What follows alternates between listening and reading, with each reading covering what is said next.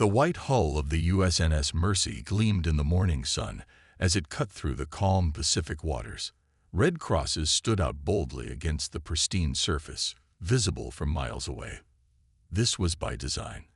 Hospital ships were meant to be seen, meant to signal safety and help to all who spotted them. Captain Alan Howard stood on the bridge, hands clasped behind his back as he watched the horizon. 20 years in the Navy, and he still found peace in these humanitarian missions. The Mercy wasn't a warship. It was a floating hospital with 12 operating rooms and 1,000 beds. They were 3 days into their Pacific tour, bringing medical care to remote islands where hospitals didn't exist. "Captain, we've got unusual readings on the long-range scanners," said Lieutenant P. Fisher, frowning at his screen. Howard walked over. "What kind of readings?" "Not sure, sir. It's nothing I've seen before. Moving too fast for birds, too high for aircraft, and not matching any satellite patterns we know." Captain Howard studied the blips on the screen. "Keep an eye on it. Could be equipment acting up." Across the ship in the main medical bay, Dr. Susan Miller watched her team prepare for the day ahead. As Chief Medical Officer, she took pride in running a tight operation. "Dr. Jones, are you ready for the appendectomy at 900? She asked a young surgeon who was checking supplies. Dr. Patrick Jones nodded. "Yes, ma'am. It's a straightforward case. The fisherman from Palau should recover quickly." Dr. Miller smiled. Jones was new to the ship but showing great promise. Fresh out of his residency, he had volunteered for the Mercy instead of taking a cushy hospital job. She respected that. "Good. After that, I'd like you to assist me with the cleft palate repair for the 5-year-old. The ship housed over 800 personnel, doctors, nurses, technicians, and the naval crew that kept them moving safely through the ocean. Today they would dock at a small island and set up a temporary clinic, screening hundreds of locals for conditions that would require surgery aboard the ship. Down in the communications room, Specialist Olivia Green removed her headphones and rubbed her temples. For the past hour, she had been picking up strange signal patterns that didn't match any known communication protocols. "Hey Carl, come listen to this," she called to her supervisor. Carl Bennett slipped on the spare headphones and frowned. The sound was unlike anything he'd heard before. Not quite static, not quite coded transmission. It had a pattern, but nothing that made sense. "Military?" he asked. Olivia shook her head. "I checked. It's not ours, not Chinese, not Russian. I've run it against all known military and civilian patterns. Equipment malfunction, maybe. 3 different systems are picking it up. That would be one hell of a coincidence." Carl shrugged. "Log it and keep monitoring." "Probably nothing, but I'll mention it to the captain." By evening, the Mercy had reached its destination. Hospital Corpsman Lisa Washington supervised as medical supplies were loaded onto boats headed for shore. The island rose from the water, lush and green against the darkening sky. Security Officer Ryan Taylor watched the horizon, a habit from his Marine days. Something felt off, though he couldn't put his finger on what. The sea was calm, the weather clear, yet a sense of unease had settled over him. "Beautiful evening," said Nurse Daniel White, joining him at the railing. "Yeah," Taylor replied, distracted. "You seem tense. Everything okay?" Taylor forced a smile. "Just jumpy. Happens sometimes." What he didn't say was that his instincts had saved his life more than once. And right now, those instincts were screaming that something was wrong. High above the earth, beyond the reach of human eyes, something watched. It observed the white vessel with the strange red markings. It noted the lack of weapons, the movement of small boats between ship and shore. It recorded and analyzed. And it reported back to the Vorax fleet, waiting in the darkness beyond Mars, that the strange human vessel appeared to serve no combat function, making it a curiosity, and perhaps a weakness to exploit. 3 days passed as the USNS Mercy continued its mission on the small Pacific island. The medical team had already treated over 200 patients, from simple tooth extractions to life-saving surgeries. Dr. Jones had just finished his fourth operation of the day when alarms began to sound throughout the ship. Captain Howard's voice came over the intercom, steady but urgent. "All personnel, report to emergency stations. This is not a drill." On the bridge, Howard stared at the main screen in disbelief. The news feed showed massive ships appearing in Earth's orbit, vessels unlike anything humans had built. They had simply appeared, as if stepping out of thin air. "How many?" he asked Lieutenant Fisher. "At least 12 major vessels that we can count, sir. They're positioned over every major continent." Security Officer Taylor burst onto the bridge. "Captain, you need to see this." The main screen switched to a global broadcast. The image showed a being that looked almost human, but not quite. Its skin was pale blue, its eyes too large, with no hair on its elongated head. The alien spoke, its words translated into every major Earth language simultaneously. "People of Earth, we are the Vorax Collective. Your planet is now under our protection and guidance. Resistance is unnecessary and wasteful. We have studied your weapons. They cannot harm us." As if to demonstrate, the feed switched to images of a naval destroyer firing missiles at one of the alien ships. The missiles exploded harmlessly against some kind of shield. Then a beam of light shot from the alien vessel, slicing the destroyer in half. The ship sank in minutes. "My God," whispered Howard. Communications Specialist Green rushed in. "Sir, we're getting emergency broadcasts from every major military on Earth. The aliens are taking out defense systems worldwide." Down in the medical bay, Dr. Miller watched the same broadcast with her staff. The alien continued its message. "Your military structures will be neutralized. Your governments will remain in place under our supervision. Your daily lives will continue with minimal disruption if you comply. Those who resist will be removed." Nurse White turned to Dr. Miller. "What does this mean for us? For the Mercy?" Dr. Miller shook her head. "I don't know. We're not military, but we're Navy. I'm not sure how they'll see us." In Washington, D.C., the President and Joint Chiefs watched helplessly as reports came in. Nuclear missile silos disabled. Air Force bases shut down. Aircraft carriers sunk. All with surgical precision and minimal casualties. So far. "They could kill us all if they wanted to," said the Secretary of Defense. "They're just showing us they don't need to." Within 12 hours, the major powers of Earth had entered reluctant negotiations with the Vorax. The aliens set up their main communications center in Geneva, demanding representatives from every nation. Back on the Mercy, Captain Howard received new orders. Continue the humanitarian mission, but prepare to evacuate at a moment's notice. The crew worked in tense silence, aware that the world had changed forever. Lieutenant Commander Kate Sullivan monitored communications from other naval vessels. The aliens seemed to be ignoring non-military ships, she reported to Captain Howard. Cargo vessels, cruise ships, fishing boats, all operating without interference. "What about the Comfort?" Howard asked, referring to the Mercy's sister ship in the Atlantic. "Still on mission off the coast of West Africa. No contact with the aliens yet." In the mess hall, the crew gathered during breaks to watch news updates. The Vorax representative was speaking again, this time from the United Nations building. "Humans are a promising species," the alien said, "but you require guidance to reach your potential. Your tendency toward violence and waste must be corrected. We have seen hundreds of species like yours. Those who accepted our rule prospered. Those who resisted did not survive." Dr. Jones sat next to Security Officer Taylor, both men silently eating while watching the broadcast. "They don't see us as equals," Taylor said quietly. "Look at how they speak to us.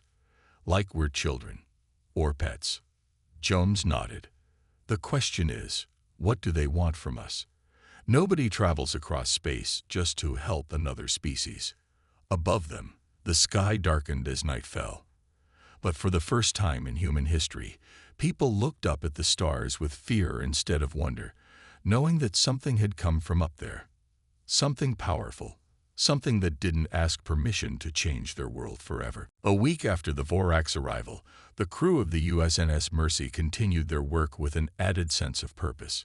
If the world was changing, at least they could still help those who needed medical care. Lieutenant Commander Kate Sullivan was checking supply inventories when an urgent call came through on her personal channel. The voice belonged to her academy friend, Dr. Amy Russell from the USNS Comfort. Kate, are you there? The connection crackled with static. Amy? I can barely hear you. What's going on? They came out of nowhere. More static cut through the line. Attacked without warning. We have the red cross clearly marked. The line went dead for several seconds before returning. Hundreds of patients on board. We're taking on water. Amy, where are you? What's your position? Sullivan frantically tried to boost the signal. Atlantic, off Sierra Leone. Kate, they're firing again. The Vorax air. The transmission cut off completely. Sullivan ran to the bridge, bursting in without protocol. Captain Howard, the Comfort is under attack. Howard turned from his console. What? By who? The Vorax, sir. I just lost contact with Dr. Russell. The bridge fell silent. Engineer Jack Powell spoke first. Why would they attack a hospital ship? Howard immediately ordered full communications. Get me any feed from the Atlantic. Now. Within minutes, the main screen showed satellite images of the Atlantic Ocean. Where the USNS Comfort should have been floating, there was only burning debris and an oil slick spreading across the water. Small rescue boats dotted the area, picking up survivors. My God, Howard whispered, get me Geneva. I want to speak to whoever's in charge of the Vorax communications. Green worked the communication station. Sir, I've been trying. They're not responding to any hails about the Comfort. News of the attack spread quickly through the ship. In the medical bay, Dr. Miller gathered her staff. We don't know all the details yet, she said, her voice steadied despite her shock. But what we do know is that our sister ship was attacked while treating civilians.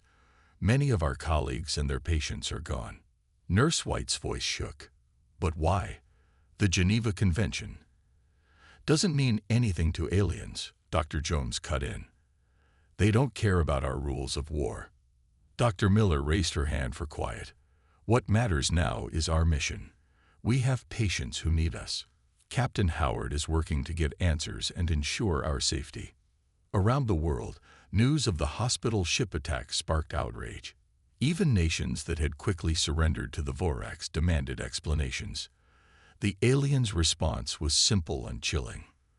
The vessel was determined to be supporting resistance efforts through medical aid to combatants, the Vorax representative announced. Any vessels or facilities providing aid to those who resist will face similar consequences. In his quarters, Captain Howard received encrypted orders from what remained of Naval Command. The message was brief. Evacuate all patients to nearest land facility. Prepare for tactical reassignment. Howard sat heavily in his chair. They wanted to convert the Mercy to a military asset or evacuate it entirely. But he had over 200 patients on board, many in no condition to move. He called Dr. Miller to his office to discuss the orders. We can't abandon these people, she said after reading the message. Some won't survive the move. Howard nodded. I know. And once we're empty, they'll either scuttle the ship or try to use it for the resistance. What will you do? Howard stared at the Red Cross flag hanging on his wall. For centuries, that symbol had meant something. A promise that those who healed would be protected from those who harmed. The Vorax need to learn what that symbol means, he said finally. We're not running. Not yet. Down in engineering, Powell was studying the debris images from the Comfort attack when he noticed something. The Vorax weapons had specifically targeted the areas marked with the Red Cross first. It wasn't random. They know exactly what they're doing, he muttered to himself. They're not attacking hospital ships by mistake. They're attacking them because they're hospital ships. The question was, why? What could the aliens possibly fear from vessels dedicated to healing the sick and wounded? As night fell, Captain Howard made his decision. The Mercy would continue its mission, but they would need to find a way to protect themselves without weapons. Somehow, they needed to make these aliens understand that some things were sacred, even in war. The morning after learning about the Comfort's destruction, Captain Howard called a meeting with his senior staff in the ship's conference room. The faces around the table were grim. "Naval Command wants us to evacuate and abandon our mission," Howard said. "I've decided against that order." Dr. Miller nodded in agreement, but Lieutenant Fisher looked concerned. "Sir, with all due respect, that's directly disobeying orders." "I'm aware," Howard replied. "Anyone who wishes to follow the official orders may take one of the lifeboats to shore. I won't hold it against you." No one moved. "Good," Howard continued. "Now we need a plan to keep operating without becoming another target." Engineer Powell cleared his throat. "I might have something, sir." He placed a tablet on the table and pulled up schematics of the ship. "Our MRI machines and other medical equipment generate electromagnetic fields. If we modify them and place them strategically around the hull, we might be able to create a field that masks our normal signature." "A cloaking device?" Security Officer Taylor asked. "Not exactly. More like camouflage. We'd still be visible to the eye, but we'd look like background noise on their scanners." Howard turned to Dr. Miller. "Would this affect patient care?"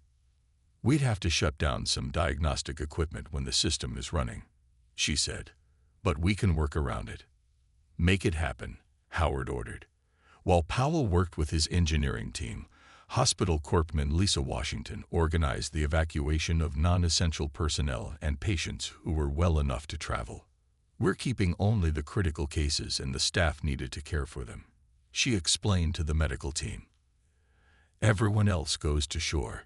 I've also prepared quick training for all remaining staff on emergency protocols. On the deck, Nurse White helped patients board the boats that would take them to land. A young boy with a bandaged head tugged on his sleeve. "Are the aliens going to hurt us?" the boy asked. White knelt down to eye level with the child. "Not if I have anything to say about it. And you know what? Doctors and nurses are pretty tough. We're going to be just fine." He wished he felt as confident as he sounded. In the communications room, Specialist Green received an encrypted message from a submarine in the South Pacific. "Captain," she called Howard on the secure line. "I have something you need to see." When Howard arrived, Green showed him the message. "It's from the U.S. Michigan. They're gathering a coalition of surviving naval vessels from different nations. They're forming a protective screen around the remaining hospital ships." "How many of us are left?" Howard asked. 6, sir. 3 in the Pacific, 2 in the Indian Ocean, and 1 in the Mediterranean." Howard studied the message. "Do they have a plan?" "They're trying to understand why the Vorax are targeting us specifically. They've noticed something interesting." She pulled up images on her screen. "Look at the attack pattern on the Comfort, and here's an attack on a field hospital in Ukraine." Howard examined the images. "They're targeting the Red Cross markings first." "Yes, sir. It's like they specifically recognize and aim for our medical symbols." Later that day, Dr. Jones was checking on patients when Dr. Miller found him. "I need you in operating room 3, she said. "We have an unusual patient." In the OR, Jones stopped in his tracks. On the table lay a being with blue skin and an elongated head. A Vorax. "Where did?" "Coast Guard found an escape pod," Miller explained. "This one was injured. The pod was damaged in what looks like friendly fire." "We're treating the enemy?" Jones asked, surprised. "We treat whoever needs medical help," Miller said firmly. "That's what makes us different from them. Besides, this might be our chance to learn something useful." As they prepared for surgery, the ship suddenly rocked. Alarms blared. "What was that?" Jones steadied himself against the table. Taylor's voice came over the speakers. "All hands, battle stations. Vorax vessels approaching from the north. Powell, get that cloaking system online now." Dr. Miller looked at Jones. "We continue the surgery. No matter what happens outside, In here we have one job. Jones nodded and picked up his instruments. Outside, the sound of distant explosions grew closer. The resistance to protect Earth's most sacred vessels had begun. The operating room shook again as Dr. Jones carefully worked on the injured Vorax. Despite the chaos outside, his hands remained steady. Heartbeat is irregular, Dr. Miller reported, watching the monitors. Though I'm not sure what's normal for their species. The alien's chest had been pierced by metal debris. Its blood was dark purple, almost black, as it seeped around Jones's instruments. The anatomy is similar to ours, but look at this. Jones pointed to a small organ near the heart. This isn't like anything in humans. Outside, Powell's makeshift cloaking system was partially working. The Vorax ships had detected the Mercy, but seemed confused about its exact location. 3 Navy destroyers had arrived and were drawing fire away from the hospital ship. On the bridge, Captain Howard watched the battle through binoculars. "Status report," he ordered.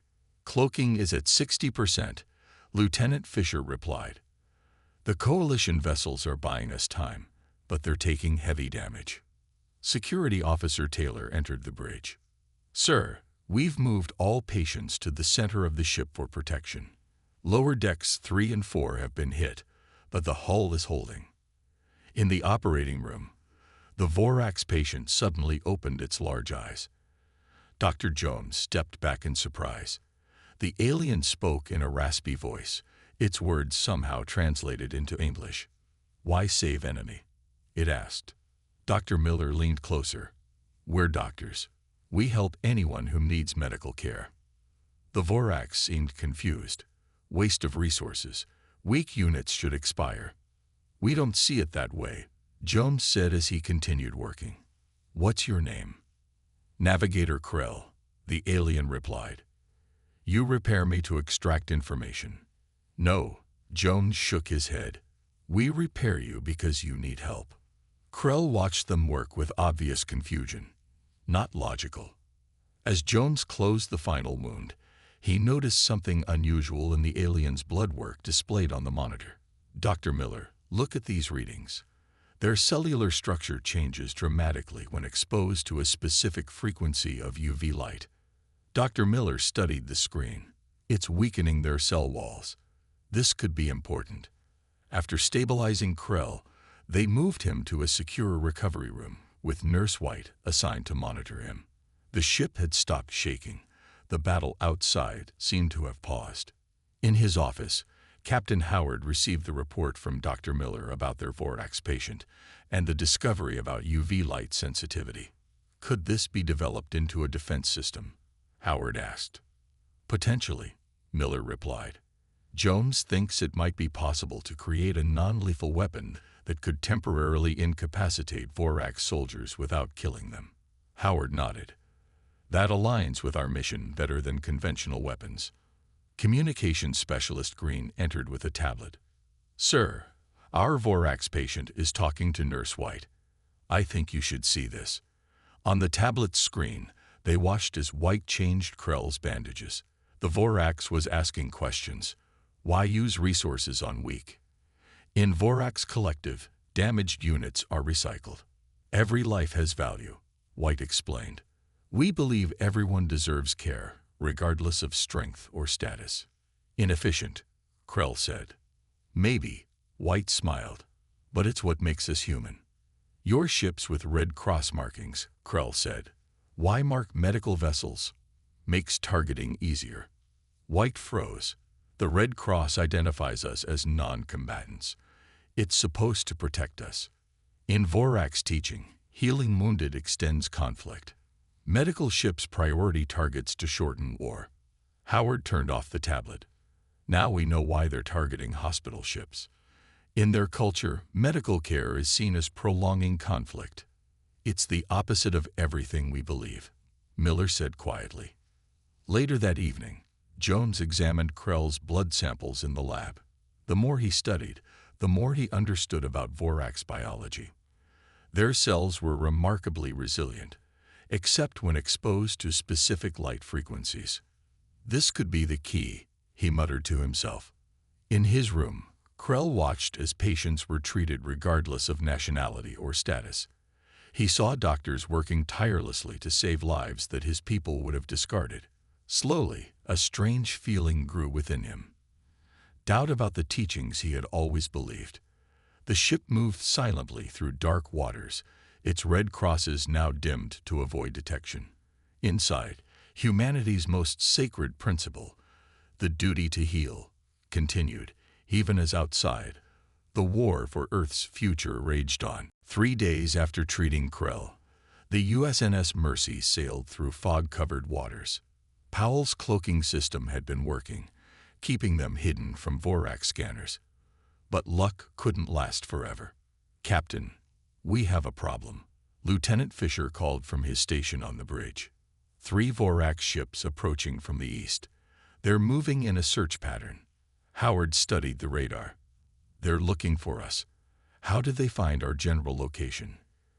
"Unknown, sir, but at their current speed, they'll be within visual range in 20 minutes. Howard picked up the ship-wide comm. "All hands. Battle stations. This is not a drill. Medical staff, secure all patients for possible impact." In the medical bay, Dr. Miller and her team moved quickly, strapping down patients and securing loose equipment. "Jones, what's the status on your UV device?" she asked. "Still experimental," Jones replied. "I've modified some of our surgical lights to emit the right frequency, but I haven't tested it on a live subject." "You might get your chance soon," Miller said grimly. In the secure room, Nurse White was checking Krell's vitals when Security Officer Taylor entered. "We need to move him to the internal hold," Taylor said. "Captain's orders. All high-value patients are being relocated to the ship's core." Krell watched them with his large eyes. "Your ship will be destroyed," he stated flatly. "Vorax weapons can detect red cross markings even through your hiding technology." White and Taylor exchanged looks. "Is that how they found us?" White asked. "Red marking emits specific energy signature," Krell explained. "Vorax hunters track this." Taylor immediately called the bridge with this information. Minutes later, crews were covering the red crosses on the ship's exterior with black paint. On the bridge, communications specialist Green had an idea. "Sir, what if we broadcast images of our patients and our work? Show the Vorax what we actually do." Howard considered this. "Make it happen. Send it on all frequencies." As the Vorax ships closed in, Green sent out a continuous stream of footage. Surgeons saving lives, nurses caring for children, the daily work of healing that defined the Mercy's mission. "First Vorax ship in visual range," Fisher reported. "They're charging weapons." The first blast hit the water near the Mercy's bow, rocking the ship violently. "They're ranging their shots," Taylor said. "The next one won't miss." In the medical bay, patients cried out in fear as the ship shuddered. Dr. Jones grabbed the prototype UV emitter he'd been working on. "I need to test this now," he told Dr. Miller. "Go," she nodded. "Take White with you." Jones and White rushed to Krell's room with the device. "We need your help," Jones explained quickly. "This might stop the attack without killing your people." Krell studied the device. "Why not use to kill? Would be more effective." "That's not who we are," White said firmly. After a moment, Krell nodded. "I will help." On the deck, Taylor organized the defense teams. They had no weapons, only fire hoses and whatever makeshift tools they could gather. The coalition vessels that had been protecting them were engaged elsewhere. They were alone. The second blast hit the ship directly, tearing through the outer deck. The explosion knocked Taylor off his feet. As he struggled up, he saw 3 smaller Vorax craft approaching. They were sending boarding parties. In the engine room, Powell worked frantically to boost power to his cloaking system. Sparks flew from overloaded circuits as the ship took another hit. "System failure imminent," he reported to the bridge. "I can't hold it much longer." In the sky above, more Vorax ships appeared, surrounding the Mercy completely. It seemed there was no escape. Captain Howard stood tall on the bridge as explosions rocked the ship.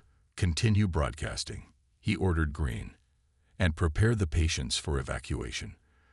The lifeboats are our last resort. But even as he spoke, he knew the small lifeboats would be easy targets for the Vorax weapons. Down in the medical bay, Jones activated his UV device. Krell flinched as the light washed over him, his skin turning a paler shade of blue. But he remained standing. It works, Jones said in surprise. It weakens but doesn't kill. Get it to the deck, Miller ordered. Use it on the boarding parties. As Jones and White rushed toward the upper decks with their weapon, the largest Vorax ship positioned itself directly above the Mercy. Its main cannon began to glow with deadly energy, preparing a shot that would split the hospital ship in two. Just as the main Vorax ship prepared to fire, a series of explosions erupted along its hull. 3 human submarines had arrived, firing torpedoes at the alien vessels. The Michigan and her battle group, Fisher reported with relief. They're drawing fire away from us. The distraction gave Jones and White time to reach the upper deck with their UV device. The first Vorax boarding party had already landed, 6 tall blue aliens in sleek armor moving across the deck with strange weapons.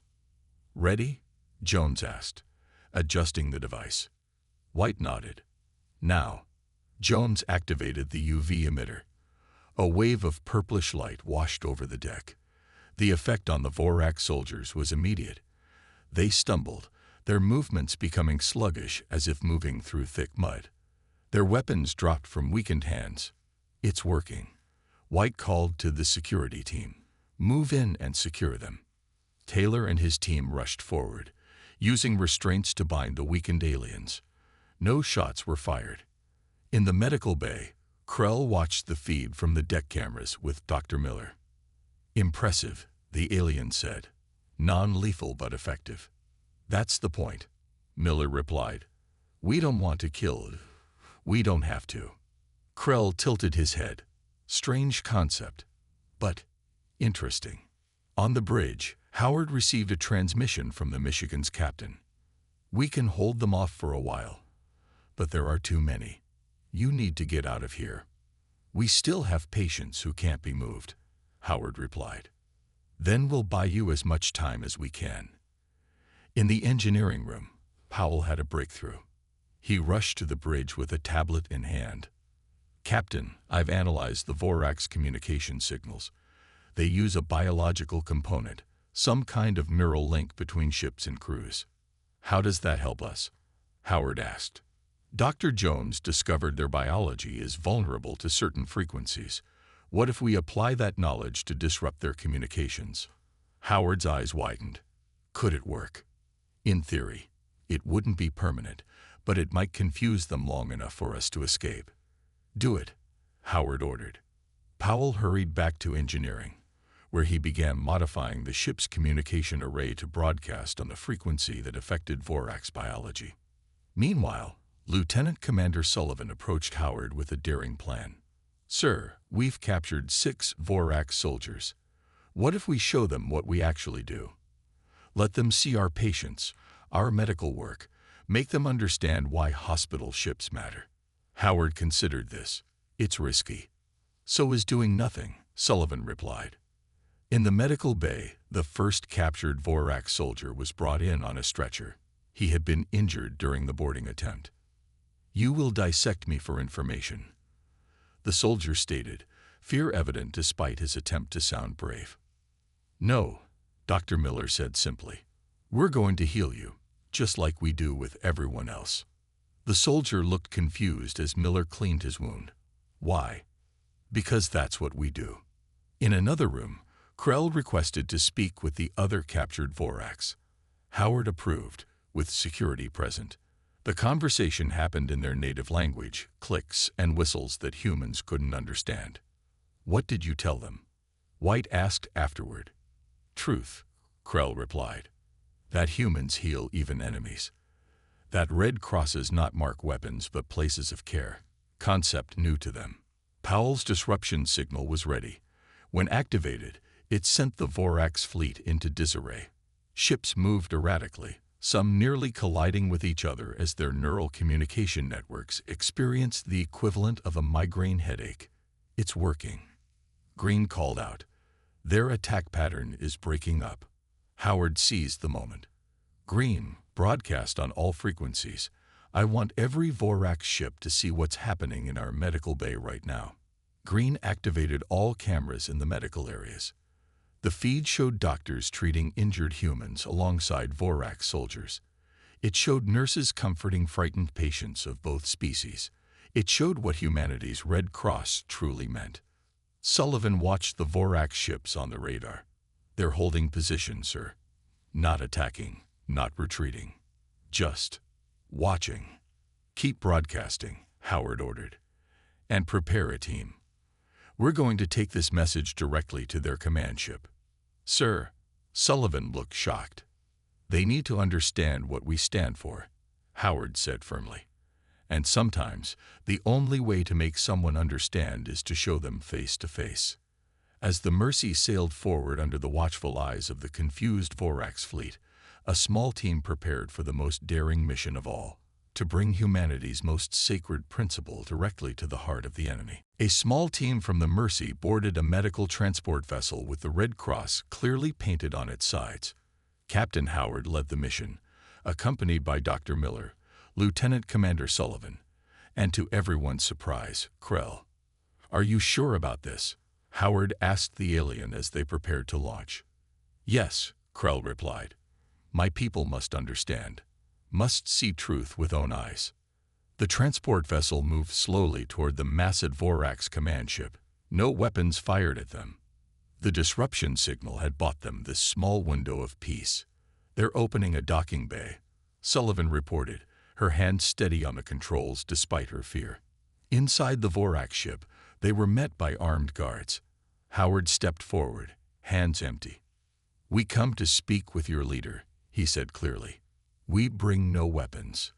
The guards escorted them through long corridors to a large chamber where a Vorax sat on a raised platform. Unlike the others, this one's skin was deep blue, almost purple, with markings across its face. "I am High Commander Vex," the alien said. "Why do humans who tend to weakness request audience?" Krell stepped forward. "High Commander, these humans have shown me something our teachings never mentioned." Vex's large eyes narrowed. "Navigator Krell, you were reported lost. I was injured. These humans repaired me. They repair all who need help, even enemies." Vex looked skeptical. "Waste of resources." Dr. Miller spoke up. "May I show you something?" She held up a tablet with images from the Mercy. "This is what our ship does.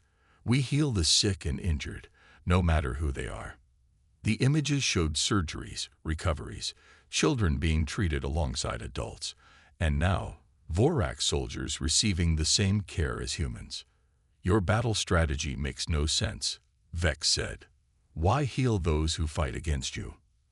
"Because that's what makes us human," Howard replied. "We believe all life has value." While this conversation happened, back on Earth, something remarkable was occurring. The 5 remaining hospital ships had formed a flotilla, sailing together with all their lights blazing and Red Cross symbols illuminated. They positioned themselves directly between the battling human and Vorax forces. Communications specialist Green's voice came through Howard's earpiece. "Sir, you need to see this."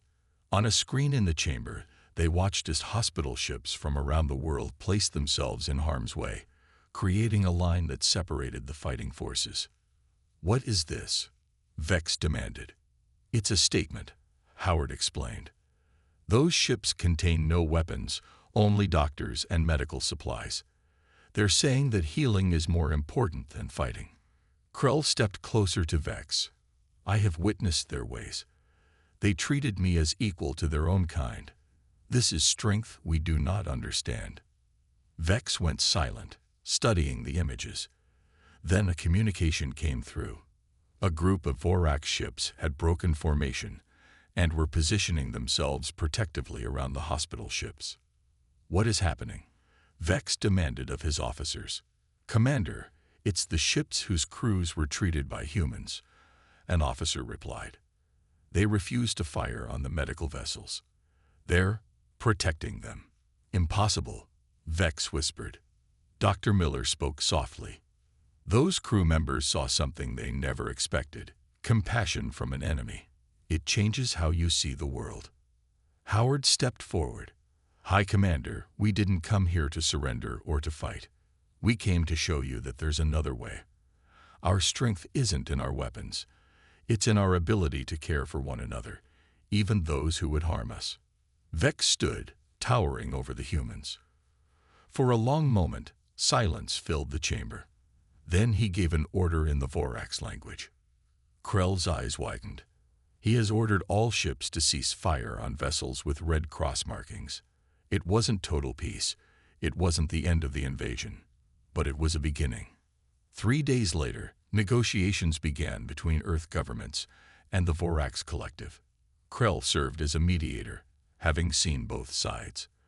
The hospital ships continued their work, now treating humans and Vorax alike. On the deck of the Mercy, Howard stood with Dr. Miller, watching the sunrise. "Do you think it will last?" Miller asked. Howard looked at the Red Cross flag flying proudly once again. "I don't know, but today they understood something about us. Something important." "What's that?" "That our greatest strength isn't our ability to destroy.